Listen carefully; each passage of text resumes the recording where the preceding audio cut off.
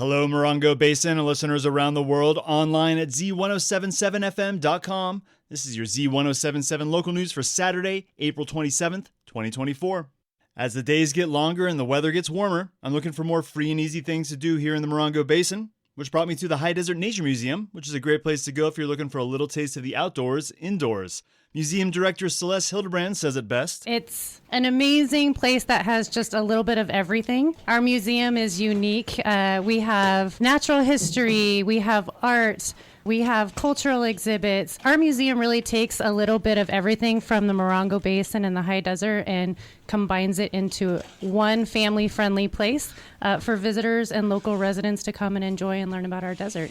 The museum has been around since 1964 and was founded by Evelyn Conklin with her father, Percy, along with longtime desert resident Camilla Hudson and Jerry Moore, who was the director of the Parks and Recreation District at that time, put out a call for recreation activities in the local newspaper. Evelyn responded with an idea for her nature museum. She had previously opened a nature museum down in San Dimas, and so she had experience with it. She had extensive collections as a naturalist, and so her idea was accepted and the Nature Museum was born. Evelyn Conklin served as a curator for the museum for 28 years. She still lives in the Morongo Basin and recently turned 97. In 1973, the museum moved to where it is now at the Yucca Valley Community Center complex.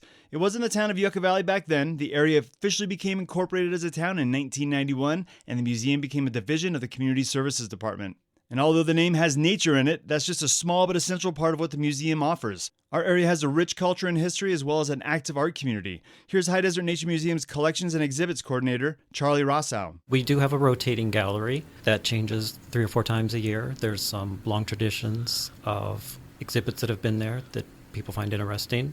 And then we rent exhibits as well from loaning facilities. And we try in every way possible to bring collections out from storage that haven't been seen for a while and try to make those relevant to our current exhibits or for things that may be happening locally.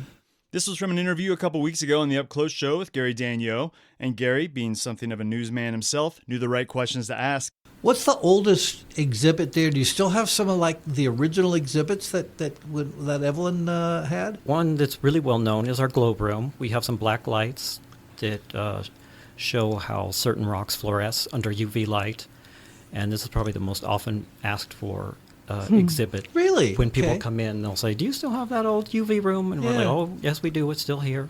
Man, I totally missed the UV room. I gotta go back, and luckily for me and you, the High Desert Nature Museum is completely free, and depending on what time you're listening to this on Saturday, open. The current exhibit is a popular returning favorite, Metamorphosis, now in its 20th year. It's where high desert artists repurpose trash to make some really great and fun artwork. Definitely visit the museum before it leaves on May 11th, making room for a new hands-on exhibit that focuses on traveling, called From Here to There, and it makes its debut on May 23rd. There isn't enough time to go into all their exhibits here on the radio, which is good. You should head down there yourself and check out some art, nature, and culture at the High Desert Nature Museum. Just another one of the free and easy things you can do here in the Morongo Basin. I suggest picking up a sticker for only $1 on the way out, and don't sleep on visiting those glowing rocks and minerals in the UV room. You'll probably find me in there staring at the iridescent glow. And as a side note, the flowers and native plants are popping right now outside the museum. You can see some pictures I snapped of them and the museum, along with the link to the full interview with Celeste Hildebrand and Charlie Rossau at this story on our website, Z107.7fm.com. A dance, film, and performance piece inspired by the natural environment around Joshua Tree National Park will be held tonight at the Joshua Tree Retreat Center. Reporter Gabriel Hart sheds further light on this unique one-night-only hybrid show of movement and image. The Alchemy Arts Collective presents Chasing the Light, a show that utilizes 2 mediums, a live dance performance and its adaptation into film. The film unfolds within the natural backdrop of Joshua Tree, providing a unique angle on the choreography as it integrates the movement into the environment that initially inspired the project. Historically, humans have communed together, using nature to tell stories, pass down knowledge, and explain the mysteries of life. And gathering in nature is a thread running through every culture. Chasing the Light explores the connection between nature and humanity, a scale with intense power that puts our existence into perspective, inviting us to contemplate our place in this vast universe. Doors are at 6:30, show at 7 p.m. in the sanctuary at the Joshua Tree Retreat Center. Tickets available at the door. Reporting for Z107.7, this is Gabriel Hart. A celebration event at Freedom Plaza this evening will show off all the artistic achievements made by the 29 Palms Workshop 29 programs that were held over the last several months. With a look at what you can experience at today's show is art appreciator Jeff Harmatz. Tonight's completely free event will showcase the dancing, singing, writing, and transformational sculpture making achieved by the participants of the Workshop 29 program. Organized by the 29 Palms Public Arts Advisory Committee, the series of workshops helped provide artistic engagement to residents of the high desert. And though the workshops are over, you can still engage with the program at today's event. The creations of each workshop will be demonstrated, but there will also be audience participation elements. Choreographer Ryan Heffington, who led an ecology dance workshop, will teach the audience some moves. So on Saturday, first of all, I'm going to lead a warm-up so everyone can get in their bodies, and as we warm up, we're going to be doing the movements that we've created for specific animals and insects. And then with the audience, hopefully, members of the audience will create a couple of tableaus using the animals that we discovered in the warm-up, and then we'll have audience members try to guess what animals they are and what their role is in the ecology. And Caroline Pennypacker Riggs, who leads the High Desert Community Choir, wants you to come out and sing. I am actively encouraging people who think they can't sing to join. They can absolutely join on Saturday. I encourage them to. I have one song reference online at highdesertchoir.com, and the other things are so easy to learn that we learn them the day of. The Workshop 29 celebration is completely free. It will be held from 5:30 p.m. to 7 p.m. today at Freedom Plaza's outdoor stage right off the highway in downtown 29 Palms. Reporting for Z107.7, this is Jeff Harmetz.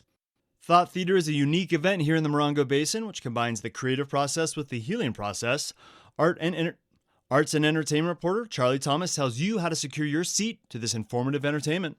Thought Theater will be hosting Surviving and Thriving, Creativity After and During Illness as a free community event made possible by a grant from the Public Art Advisory Committee of 29 Palms, exploring the role of creativity in healing after and during illness, covering such topics as creating awareness of the importance of health care and maintenance, the role of early detection, how creativity can assist the healing process, and the importance of a strong support system. Resources will be available to those experiencing illness as well as their caregivers. Featured performers at the event include Lisa and Paul, Mary Hunter and Tom Merrick, and Paul Mackley. Representatives from the Department of Behavioral Health San Bernardino County will be available to answer questions and provide information on health and wellness resources. The free event will be held Saturday, April 27th at 3:30 at the 29 Palms Art Gallery and Sunday, April 28th at 2 p.m. at the Wonder Valley Community Center. Reporting for Z107.7, this is arts and entertainment reporter Charlie Thomas. If you're out tonight as the sun goes down, keep your peepers pointed skyward around 8 o'clock for a scheduled space launch out of the Vandenberg Space Force Base, which always sounds cool to say. I caught the last SpaceX launch a few weeks back as I was heading down to the Morongo Valley, and it was pretty wild to watch. If your taste in air travel is a little more terrestrial, the Yucca Valley Airport will be showing off airplanes of all vintages, weather permitting, from 10 a.m. to noon on Sunday. Park in the Copper Room parking lot off Aviation Drive, bring your kids and a camera and take some pictures of some neat planes, talk to some local pilots, and take tours of the cockpits. That's Sunday starting at 10 a.m. at the Yucca Valley Airport. And that's your local news for Saturday. You can find local news 7 times a day, 7 days a week at 7, 8, 9, noon, 4, 5, and 6. More Morongo Basin residents get their local news from Z107.7 than any other source. Reporting out of Joshua Tree, California for the award-winning Z107.7 News, I'm Robert Hayden.